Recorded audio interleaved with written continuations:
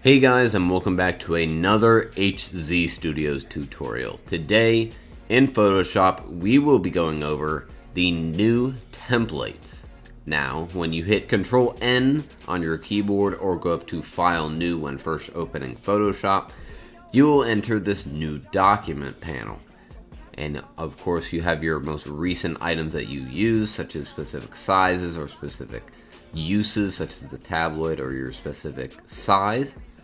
But if you go up to the top of this panel, you see these 6 options right here: your photo, print, art, web, mobile, film, and video. Now these are actually templates that you can use. These templates, I have looked over a bunch of them, and they are incredibly detailed, incredibly realistic, and honestly I don't understand why I didn't discover this function earlier. So I just do want to go over a couple things with this. First of all, as you can see, there are multiple of these, as you can see, for their different uses. But once you go into them, you can choose from an array of wonderful templates that Photoshop provides you. You can, of course, go down to the Adobe stock library to find even more.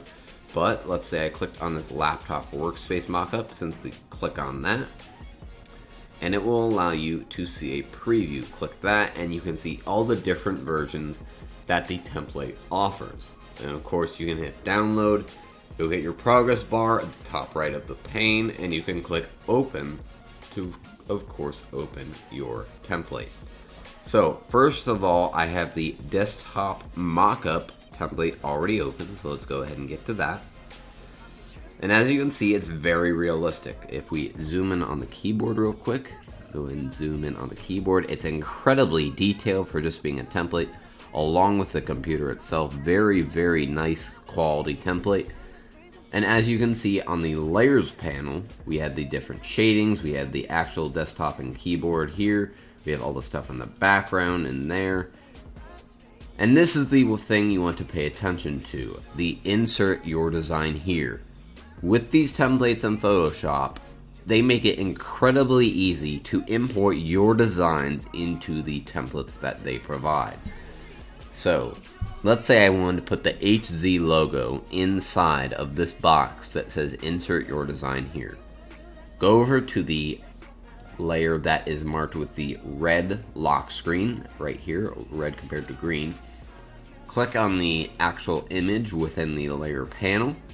Double click on it, and it will open up this. Now I do have some missing fonts, unfortunately, because I did not copy over the fonts that I needed for this, but that doesn't really matter. We're only going to use this for an image anyway.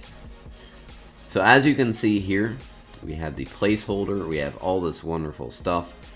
So now if I go over to the HZ logo, which I have here, hit Control A and Control C to copy all, and simply paste in. And you can size this down to however big you would want it. And now these pink lines help us to see how the image is located on the page. So we want to get both of those lines to make sure it's exactly center. Go ahead and let go. And there's no need to save this separately. It all saves to where you installed Photoshop, the installed folder. And of course I can change the background on this to anything I wanted. But to do this and simply fix this in the original, you can go to, it will open up your screen. It will always be a PSB, which is essentially the file within your Photoshop template. So with the newly edited insert selected, of course you go up to File and click Save. Do not save as, because you'll have to save that in the separate folder that you installed Photoshop. It just makes it a lot more difficult.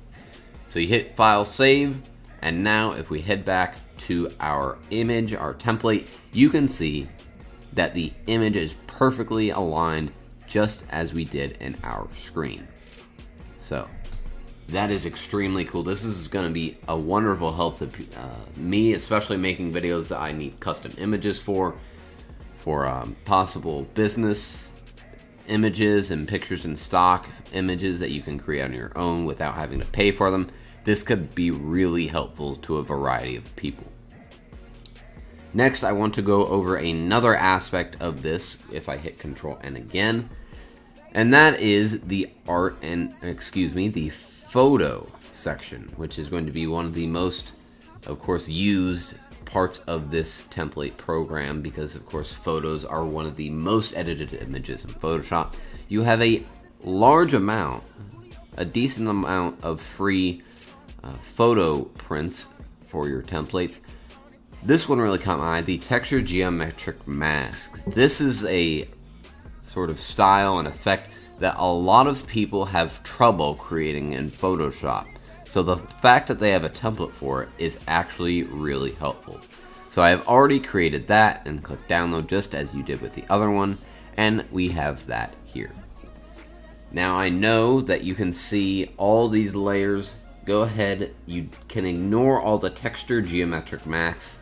Those simply, as you can see within them, have the transparency to let your photo come through.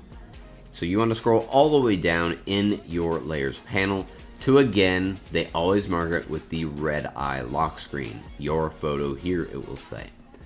So I have downloaded this free, copyright-free picture of a nice waterfall. So I'm going to go ahead and, just like the last time, hit Control A, Control C, and go back to the image we want to put the photo in. So again, you're going to click within the gray image right here. That will open up that, and you can simply hit Control V, and it will place the image inside. You can drag this to scale, go ahead and move it however you would like. Let me go ahead and get this centered. There we go. Hit Control Save just like you did with the last one, and it will automatically update that to where you can now see the image inside of the geometric shape. Very cool. It even has, if I zoom in a little bit here, this sort of splash effect into the middle. If you cannot tell that there is the water and then there's the rock, it even folds into this sort of splatter area. Very, very cool effect. So if this was helpful, be sure to hit the like button. If you guys have any comments, questions, or suggestions due to this tutorial or for new tutorials on Photoshop, be sure to leave them in the comment section below, and we'll see you next time.